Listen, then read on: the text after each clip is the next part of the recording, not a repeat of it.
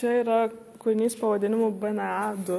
Jis yra sukurtas, tas pagrindas yra numegztas su mezgimo mašina ir apsiuvinėta ant viršaus baltais ir raudonais siūlais.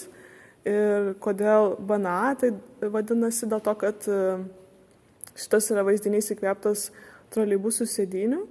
Ir Vilniuje seni troleibusai turi tą automobilio numerį, kuris prasideda BNA ir tada kažkoks skaičius. Aš norėjau kalbėti apie keliones, kasdienės keliones ir apie tai, kaip nors ir atrodo, kad jos yra kartais bereikšmės ar kažkoks laiko švaistymas, bet kiekvienas dygsnelis, kiekvienas kelias sudaro tą bendrą vaizdą.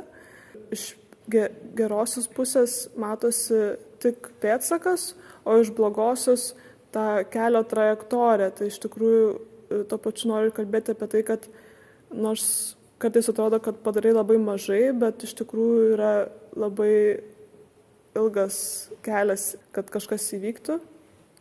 Tai toks kaip ir savo pasakymas, kad viskas gerai, kad jeigu ir atrodo eini niekur, visą tai susideda į visumą ir tai padeda eiti dar kažkur toliau ir atrasti naujus kelius.